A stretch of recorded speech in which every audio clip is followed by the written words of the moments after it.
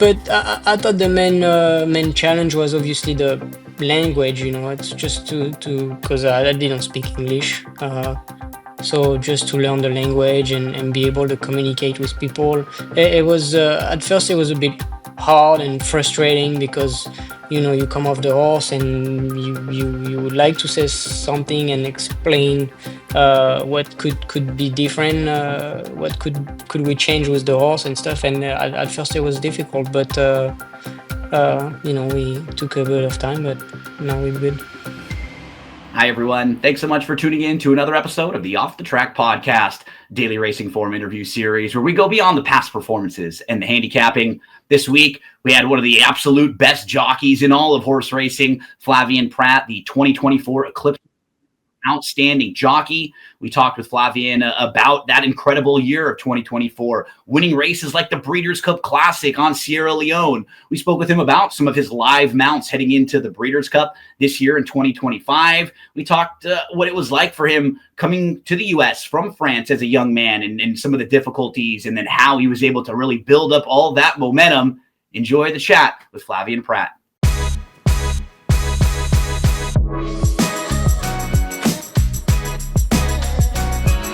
Flavien, busy schedule coming up. How's everything going on your end? Yeah, everything's good.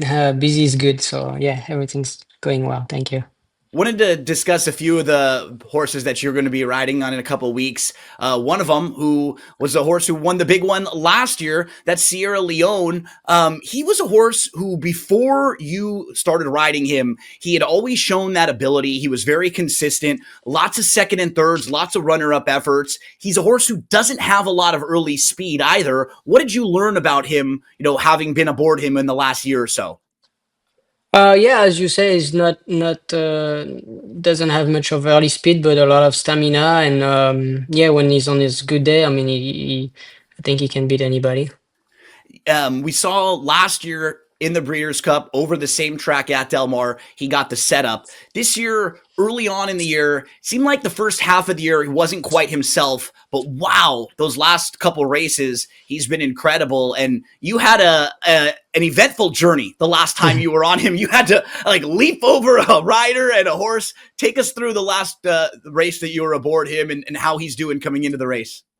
Yeah, not to say the least, it was very eventful, but luckily everybody's okay, and so we were able to move on. Yeah, just a messy race, I mean, you break out of the gate, and 100 yards later, you almost to a stop, so it's hard to get back in the race at that point.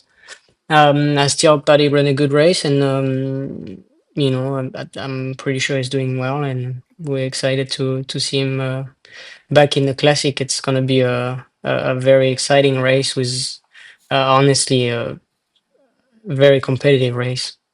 It feels like it's going to be one of the better fields that we've seen in a while. And one of the horses who actually may have been able to run in the classic, but he's had some hiccups, and he is a super talented horse. But throughout the years, a few little injuries have kept him out of some of the big races. Looks like he's doing very well right now, and that's Nisos. What can you tell us about him? Because you've been on him from the very beginning. You've had a chance to ride him most of his career. He seems like he's so talented, but just lots of little things along the way.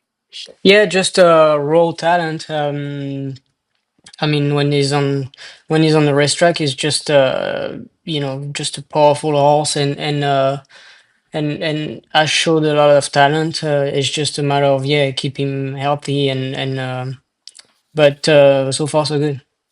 One more that we wanted to ask you about too specifically is Brant. This one is a 2-year-old for trainer Bob Baffert. Brant has won both of his races. You've been aboard him both times. Let's talk about so far the victories aboard him, and then how exciting is it when you get to ride a 2-year-old like this and you can think about all the possibilities in the future? Yeah, absolutely. I mean, obviously, it's that point of the year where you can dream and hopefully get a good 3 years old next year. But he has done everything right so far and broke his maiden very well, and came back and won his grade one. So I mean, yeah, obviously, expectations are high, and as of right now, he hasn't disappointed. As we sit here less than a few weeks out from the Breeders' Cup, those are a couple of your big mounts. Are there any other horses that you're really looking forward to, really excited about coming up that you know you got those mounts locked up? I don't really know what we have booked yet, and but yeah, I mean, you know what it is. Obviously, there's going to be the 2 years old on the turf. It's usually those races. It's I think the draws are very important, and yeah, no, I mean, obviously, Nisos, Sierra Leone, like you said, Brent. It's probably the three main horses. Yeah. So, Flavian, let's go back to the beginning for you. What was life for you like growing up in France? Your father was a trainer, I believe. Were you growing up around the racetrack? Yeah, yeah. I basically grew up around horses my whole life.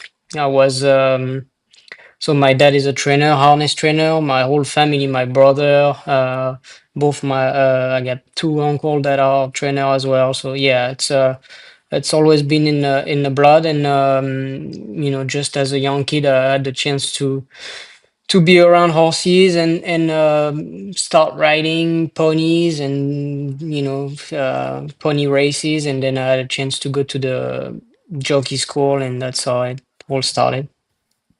Um, what made you choose thoroughbred racing versus getting involved in harness racing like the rest of your family was? Well, I wanted to do something different than what my family was doing, and yet, you know, still be around horses. I was very small and light at the time, and so I thought I could have the right physique to be a jockey, and so that's and I really enjoyed the thoroughbred, so I thought there was something that I could try. Tell us about the jockey school that you attended in Chantilly. It's a very prestigious school. Yeah, so well, in France, if you want to be a jockey, you have to go through that school, and you start when you 14, and you basically do 3 weeks with a trainer, and then 3 weeks at school, and 3 weeks with a trainer, and etc. So I've done that for 3 years, I think, and yeah, I was able to start riding my first race the day after my 16th birthday, and then we went on. Before coming to the US, where are some of the places around the world that you also were riding? So mostly France. I went one time to Italia, and went to Germany a few times. But yeah, I mean Europe. Yeah, and I had a chance to go to California as well in the winter. You know, just spending a few weeks. At first with Leonard Powell, and then Richard Mandela. And just initially, you were only out here for what, vacation and just kind of visiting. You would pick up a few mounts here and there for some of the early years. Yeah, it was just to get an experience at first, just to see something different. Obviously, the races are very different. The way of training is very different. And as you know, I was an apprentice, and at the time, it was just to you know see something new and kind of open up my mind. But I really enjoy it, and I enjoy it so much that at some point I decided to commit to the USA and stay here. Yeah. And it's always a little more enjoyable when you have some success, right? And it was, I Yeah. think, in 2014 when you start winning some races. You only were aboard, I think, 36 mounts. You had 7 wins. So you're already kind of getting the sense that, you know, things are going well. You're starting to get some support of some of the trainers. And that final decision, was it tough for you, you know, with moving away from your family? And I believe were you already starting to date the woman who would become your wife? So at the time I had no kids. I was dating, which is now my wife, but you know, I didn't have much of attach in France, and I really enjoy, you know, going to California every winter, and I thought, you know, I really felt like I was yeah, enjoying myself and have fun in California. And at the time, it was a very easy decision. I mean, when you look back at it, and you're like, "Well, that was a bold move." But honestly, at the time, I was just thought it was the right thing to do. I was doing well in France, but I didn't thought I was. I thought I was expecting more from myself, and I thought. was the right thing to do at the time. I had a chance to prior to that, I had a chance to spend a few winter with Mr. Mandela, and um, he gave me a few opportunity, and everything went well. And so I thought, I could have maybe have some support, and which he surely did, and that's how it started. Yeah. What were some of the biggest challenges that you first experienced coming over? Were you used to riding more on the grass than on the dirt? Was it a lot different for you out here with maybe speed horses? Were any of those things different for you than from what you were used to in France? Well, I mean, I sure had to adapt a bit. Obviously we don't run on dirt in Europe, and I didn't want to have that tag of a turf rider because I really enjoy dirt races, and I thought it's something that I really want to, do well. But I thought the main challenge was obviously the language. It's just to because I didn't speak English. So just to learn the language and be able to communicate with people. It was at first it was a bit hard and frustrating because you come off the horse and you would like to say something and explain what could be different, what could we change with the horse and stuff. And at first it was difficult, but we took a bit of time, but now we're good. You mentioned Leonard Powell. You mentioned Richard Mandela. Were there any other trainers or riders who sort of helped you with that and took you under their wing a little bit early on? I don't have one name in specific, but I thought the jokes room in general was very welcoming, and the people in general were very very welcoming. I had at the time my former agent Derek Lawson, who spoke French and helped me a lot throughout all the process, and to be get myself established here. That was really interesting that you pointed out, because I think when you're thinking about a rider, we're just thinking about what you have to do on the track with the horse and your skills there. But you're a kid still at this point, and you get off the horse and it's kind of like a culture shock a little bit for you, not even able to really express yourself. Yeah, I mean, it was challenging, and again, same. I had a chance to have my wife with me, and I was not alone, so it helped. That's for sure. I mean, it was challenging, but in the meantime, I had good result, and it felt like things were going in the right direction, and so there's no reason to be any negative or frustrated about the situation at the time. Yeah. Really great momentum as soon as you had your first full season in 2015 in North America. You get a graded stakes win aboard Catch a Flight, who was your first graded stakes winner in North America. And I'm sure that was probably a pretty meaningful win for you, because it was with Richard Mandela, who was someone who gave you that early success. Oh yeah, absolutely. No, absolutely. Yeah, it was fantastic, and like you said, just having the chance to write for Mr. Mandela, I think it was a big plus, and it really give me a good head start. That's for sure. Yeah. And I believe you ended up getting in that first few months down in Del Mar, you're second in the Del Mar standings at one of the most prestigious racing meets in all of the United States, and you end up getting a grade 1 victory aboard Wild Dude. That type of early success, as you say, probably validates the feelings and the decision that you make to move over. Yeah, absolutely. Yeah, absolutely. Definitely.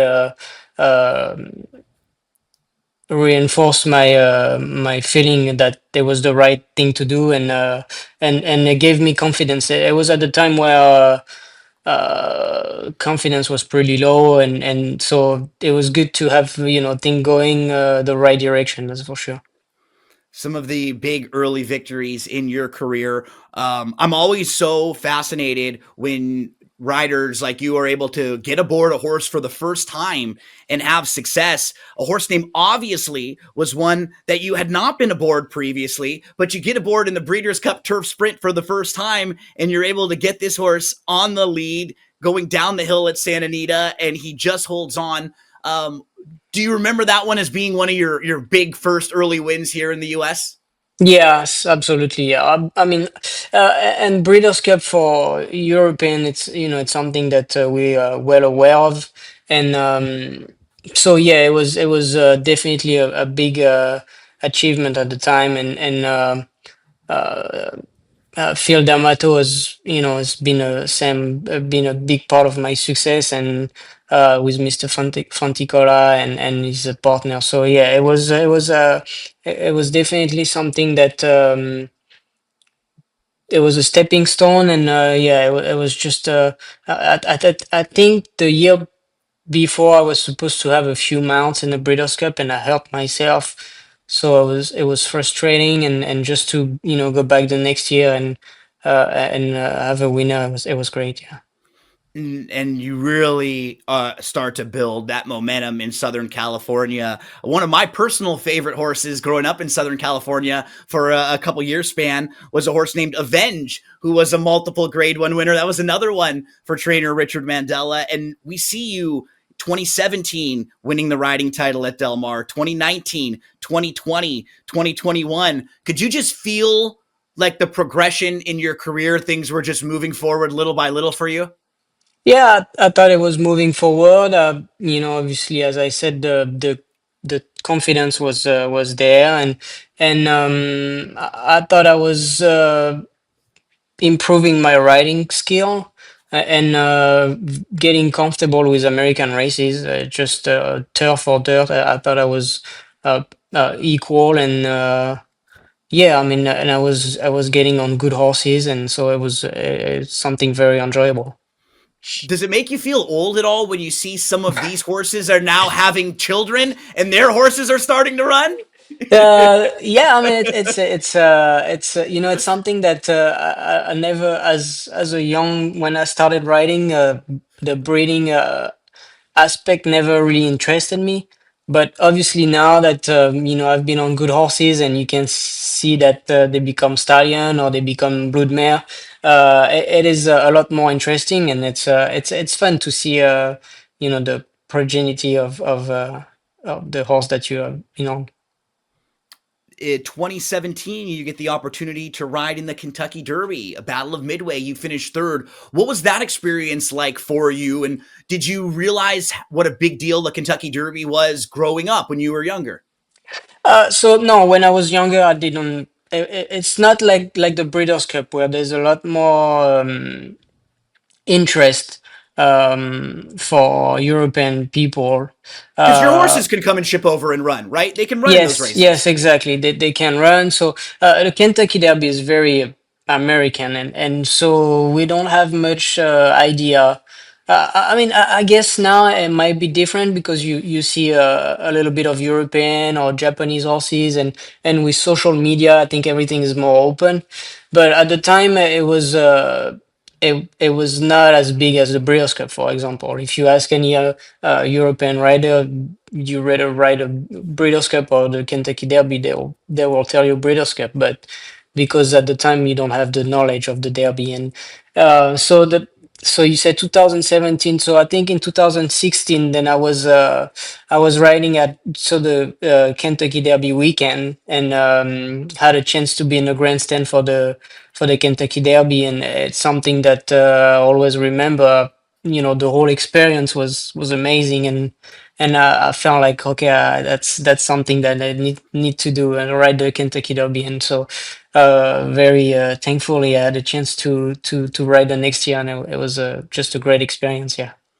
And then 2 years later, 2019, Country House. You win the Kentucky Derby, but you get put up via disqualification. That's got to be a strange feeling for someone who's won so many big races, but one of the big ones that you win, you didn't even Hmm. cross the wire first. Yeah, no, a very strange feeling of a mix of emotion, but nonetheless, it was a good experience, and really something that I'm very thankful. And so yeah, it's been Kentucky Derby it's very special, and every year it's just something that I try to enjoy as much as I can. Yeah. Probably not too many times in your career where you're 65-1 in a big race like that. And Hmm. unfortunately, you never got a chance to ride Country House again because that was the last time we saw him on the track. Yeah, that was the sad part is that the horse was an outsider, but he never had a chance to prove himself after that. So a bit of a guessing point. But yeah, I wish he could have run a few races and maybe he would have proved that he was a great horse. Or yeah, so it was yeah, there was missing part there.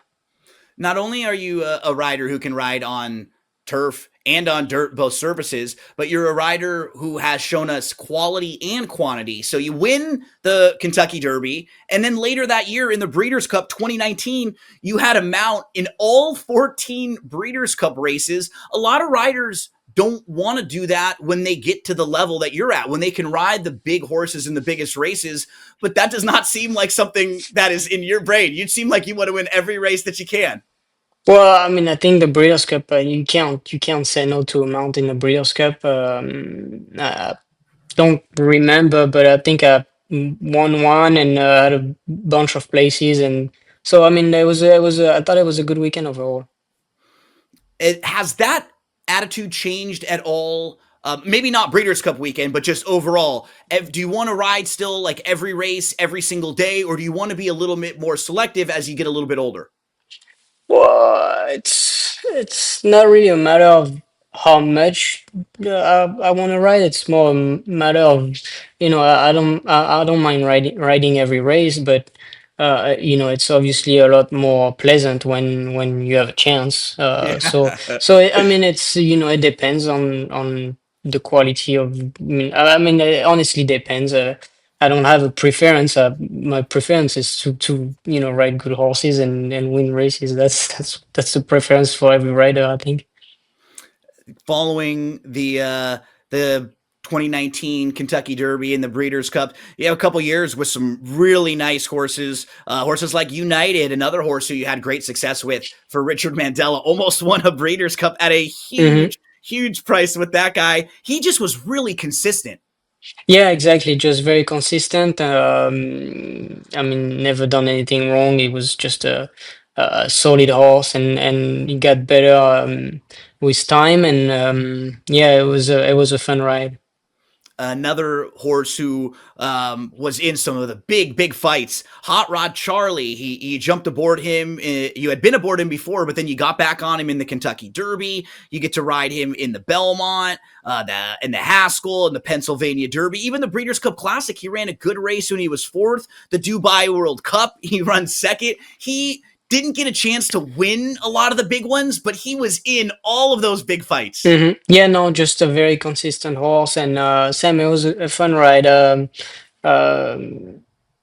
just it was a good ride overall, and yeah, it was just a fun horse to be around. And then we actually saw one of your biggest classic victories was aboard another horse who you hadn't been on all too much. What do you remember about Rombauer in that 2021 Preakness and kind of heading into that race with another horse who was a little bit of an outsider? He was a bit of an outsider. I thought he had a good run. I can't remember. It was the prep at Keeneland for the Kentucky Derby. It was Uh, the Bluegrass, right? the bluegrass. I thought he would run a tricky good race in that day, and Michael McCarthy skipped the Derby and went straight to the Preakness, and he was just in excellent shape, and race set up good, and we had a great trip, and so everything went well.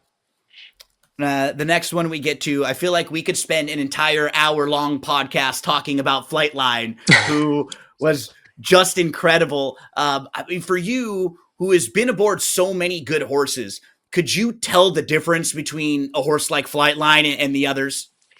I mean, he was definitely different. I thought he had yeah. I mean, he was just just different mentally, physically. Just I mean, he was fast. He had stamina. I think he was the whole package. That's for sure. Yeah, it was a fun experience. From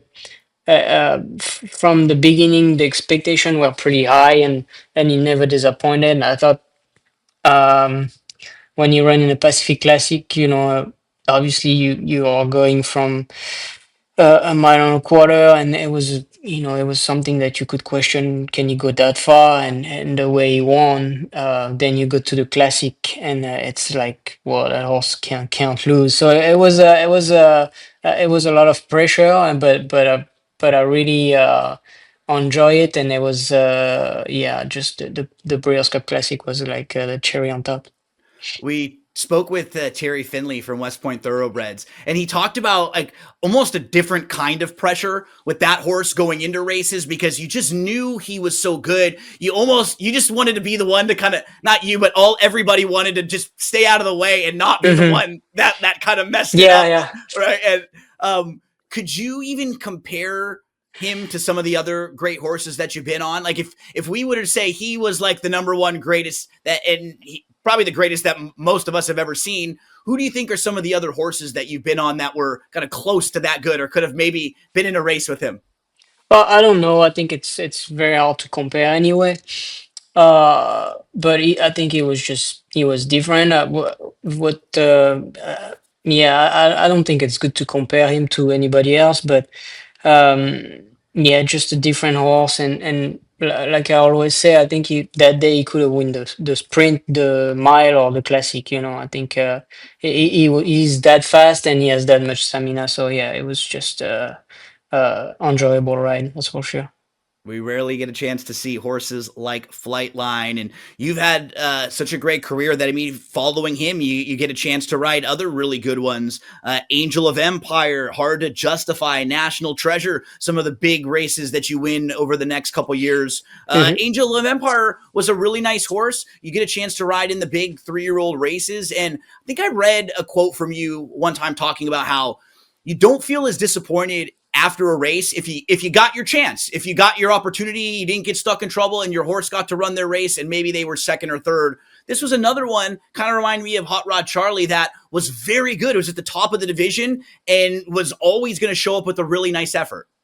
Yeah, exactly. I mean, he came in top shape in the Arkansas Derby and going into the Kentucky Derby. I thought he ran his race that day, and yeah, no, just a very consistent horse. Yeah. When you are getting offered lots of different mounts, what is that kind of conversation like with your agent nowadays? Is he coming to you, giving you all the lists? Is you kind of going back and forth? Do you tell him sometimes, nah, that's not something I want to ride, or maybe I was on that horse last time? What's that process like with you two? Yeah, no, I mean, obviously we communicate. I mean, is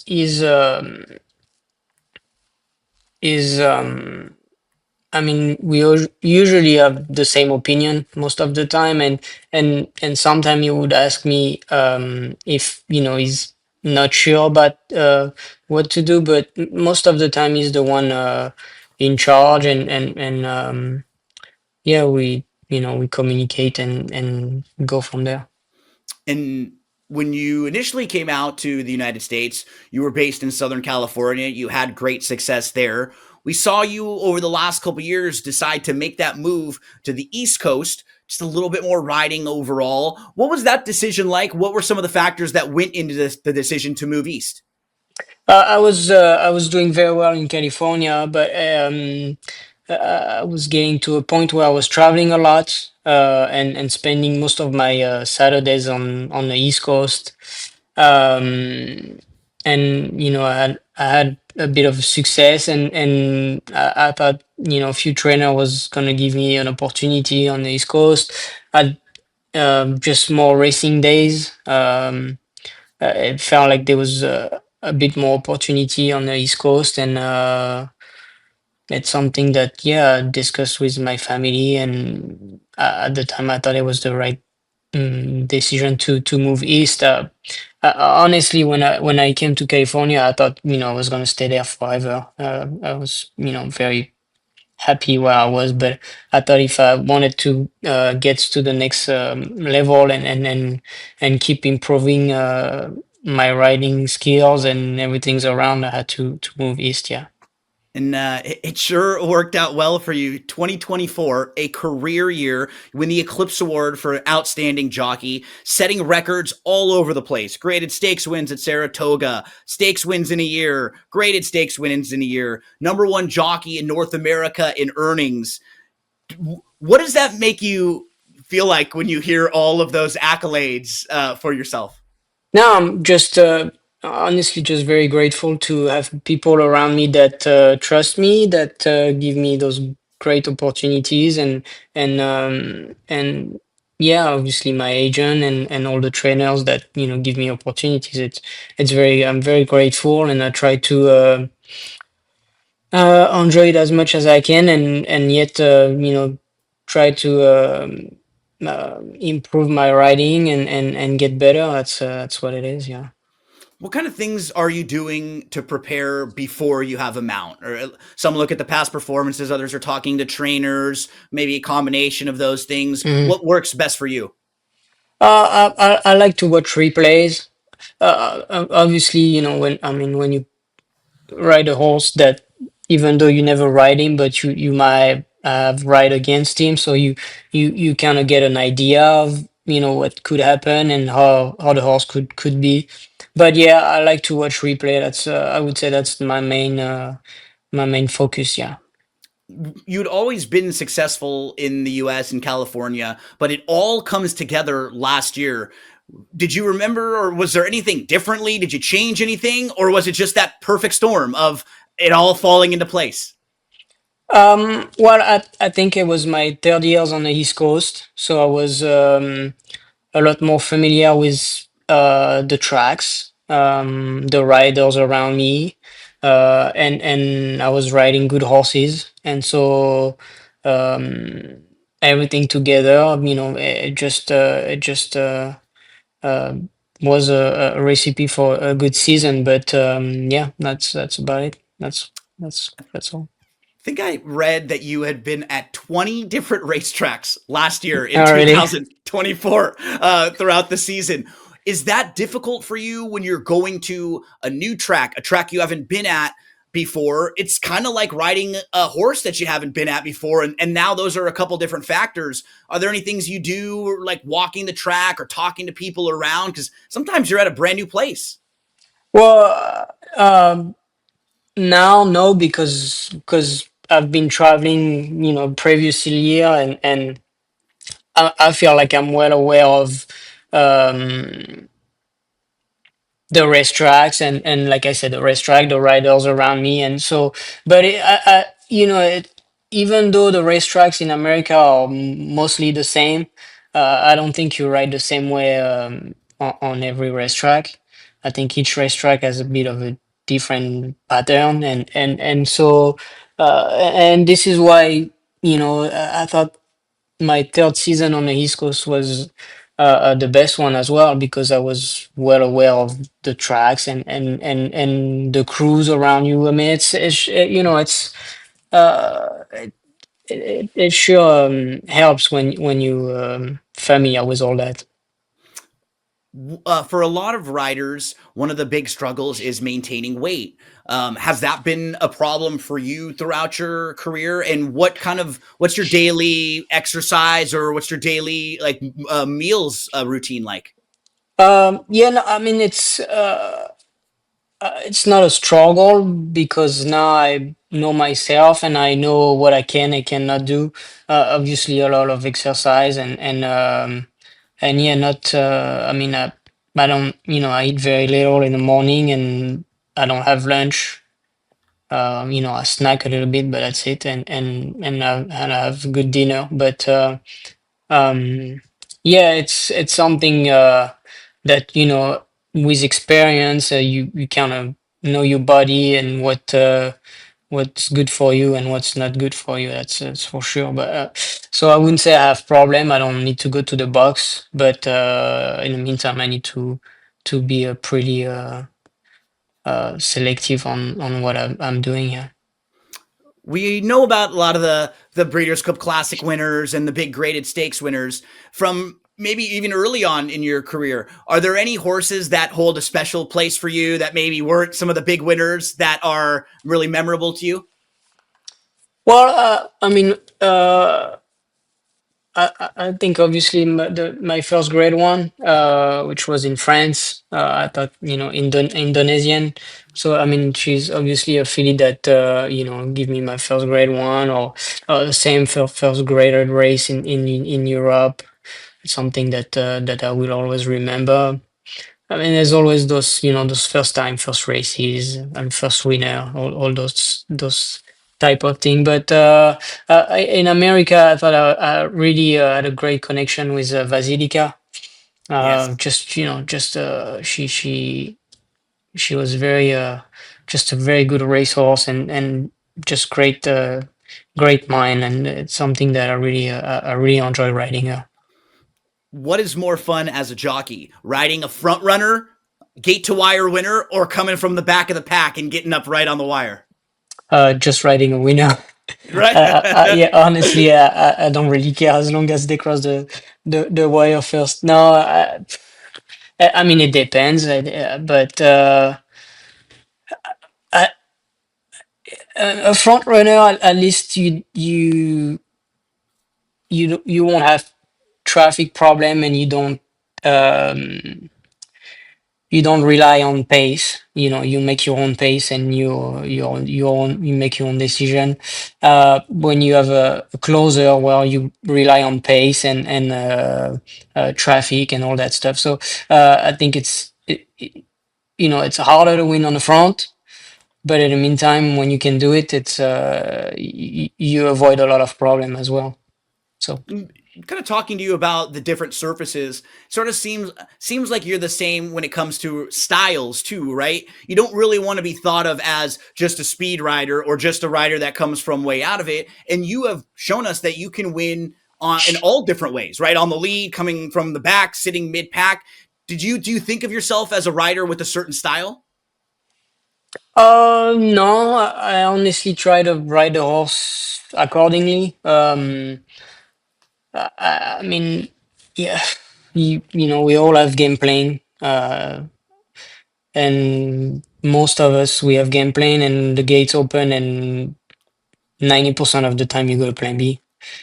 So yeah, I mean, I just try to ride the horse accordingly and try to give him a chance. No, so I never felt like I had a one way to go.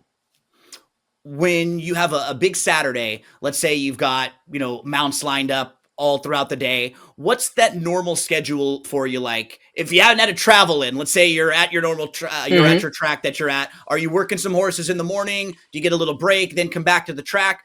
Take us through your Saturday schedule. Well, it depends. I mean, in the summer, yeah, we do breeze a lot of horses in the morning, Are and those a then we lot of go. like the 2 year olds and babies, maybe Yes, even? exactly. Yeah, but like right now at that period of the season, it's pretty quiet. But yeah, in the summer it's pretty busy. We raise all the babies and all that. But yeah, that's it. I mean, I'm usually don't look at what I'm writing the next day. I'll go day by day. Just try to focus on the day, and go one race after another. So when I was doing some of my research for our chat here, one topic kept coming up over and over to a few people I talked to. They said, "Well, Flavian's great. You can ask him questions, but his wife Manon, she is really great. She is awesome. You got to ask him about her because she's fantastic." And I had a few people tell us how amazing she is. She's great on social media, and she's also a very talented rider. You're not the only talented rider in the family, right? Your wife and your daughter No, I've no. seen out there. Yeah, no, she's my better half. No, she's been a great support. She did with the traveling and all that, and it's not always easy. I'm always gone somewhere, and she take care of the kids. It's just great support, and you can go to the races and just focus on the races and have a good. That everything is gonna be taken care at home, and yeah, no, she's not riding much now, but she used to train horses in the morning, and we met in France at the French school. We used to work for the same trainer, and so yeah, we we go a long way, and yeah. So no, it's been a good ride, and same. My daughter's riding a little bit, so she really enjoy riding. So it's fun to share the same passion. Yeah, I was going to say, being able to share that with your family, that same love that you have, you can come home, maybe give them some tips, or you can see the excitement in her face that maybe you remember when you were a kid. Yeah, exactly. No, it's fun to see her, develop as a rider and really having connection with the ponies and have fun. It's very enjoyable. Okay, we have some quick hits for you here before we finish up. All If you right. weren't a jockey for a living, what do you think you might be doing? Uh, That's honestly when I was since I can remember I always want to be a jockey, but maybe in the army it's a pilot jet. It's something that I thought I'm very well disciplined and maybe it could have fit. Yeah. Very cool. What kind of things do you do when you're not at the track? I mean, those very short little bits. Anything that you and your family are doing? No, I mean, obviously, enjoying try to spend as much time as I can with my family. I'm right now in New York, so we've been to the city and went to museum with the kid. But yeah, mostly enjoying the family and exercise. That's all. Any TV shows or movies that you're currently into? TV show, not really. Movies. I just watched Coach Carter. I think I watched it Good two, one. 3 times, but good movie. Yeah. A TV show. I watch Ed, the Monster Head. I mean, Yep. I'm in Yep. the middle of it. It's kind of Scary, right? yeah. It's a creepy thing, but yeah, I'm watching that right now. What about music? Are you into music? Do you like to listen to anything old or new? Everything, but I'm not a big fan of jazz. But otherwise everything. The other day I was listening to a classical, and my wife was making fun of me. But yeah, I listen. I mean, I can listen to rap and then go switch to classical. I really enjoy every as music. as we get a little older, the classical's nice to have on in the Yeah, background yeah. too, It was right? very Yeah. very peaceful. What about sports? Any sports or any teams that you follow? Sports. I like golf. I used to play when I was in California. I used to play a bit more. So golf, and I like football. I really enjoy football, American I heard a football. couple of the guys in the Southern California jocks room are pretty good golfers. Yeah, Who's pretty good down there? I would say Diego Herrera is the best one. Yeah, Awesome. I play with him. It was pretty impressive. I think that day he was like 2 over or 3 over. It was pretty like fun to watch. Joaquin on FanDuel TV was giving them love the other day. He was talking about how I think Hmm. Diego and a couple of the other guys are really good. So I was curious who had the skills. You've been all over the world riding at different tracks. What are some of your favorite tracks to ride at? Favorite tracks. It's tough. I mean, obviously, I think Santa Anita's the prettiest. I always remember the first time I went to the track and you get the San Gabriel mountain behind. I mean, the background is just unbelievable. I think that's the prettiest racetrack in the world. And I didn't go everywhere in the world, but just outstanding. But I like obviously I like Kino and I like Saratoga and very anxious to and excited to see the new Belmont as well. And we have a Breeders' Cup coming up at Del Mar. That's a track you know very well. We had the Breeders' Cup there last year. Is that even extra exciting for you being at a track that you know so well? Yeah, I mean it's always a plus. Yeah, I mean Delmar's, it's a track that I know well, and it's always a plus to know the track. That's for sure. Yeah. Hmm. Okay, after a big winning day, what's a celebration? Maybe a meal, a drink for you and your family. What are you having to eat? Uh, no, honestly, go dinner with the family. It depends. Usually it's Sunday night. We go to restaurant or something like this, but nothing crazy. Yeah. What's the cheat meal for you? Or if you can kind of let loose, what would be your favorite types of food? All right. Well, I'll tell you what I had last night. I had McDonald's, so it There we was go. bad. It was bad, but it was Sunday night, and it's funny because I was craving. It was last summer. I was craving McDonald's, and I think it was after the first race on Sunday. I say to my valet, I say, "Oh, I can't wait to be the end of the day and just go to McDonald's," you know. And so yesterday between races, he said, "What you gonna eat tonight?" He says, "You gonna eat McDonald's?" I'm like, "No, I don't think so." But then he got that into my mind, and so I went straight to McDonald's. What is, we all see your name on the page. We see you winning a bunch of races. What do you think people may not know about Flavien Prat? I don't know. I can appear as uh,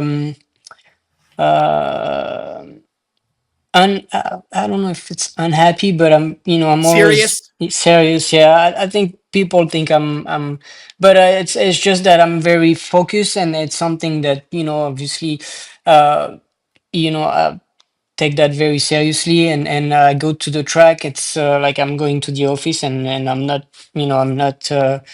Yeah, I'm not in a mood of laughing and smiling, but I promise you, I'm very happy. It's business time, right? Yeah, When you no, get there.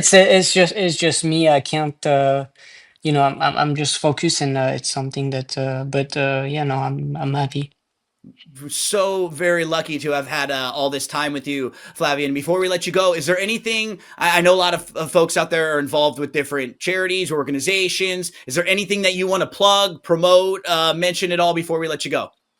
Not specifically. I think it's a lot of respect for the aftercare races, and all those association for horses that retired after the races, and I think it's very important in our industry. Thank you so much for your time. We wish you the best of luck heading into the Breeders' Cup, and hope you and your family have a fantastic next few months to end out the year. Thank you for having me. Have a good day. Thanks so much for tuning in to another episode of the Off the Track podcast. Make sure to subscribe to the podcast anywhere that you get yours. We're available on Amazon, Audible, Spotify, and on YouTube. We'll see you next week with another very special guest.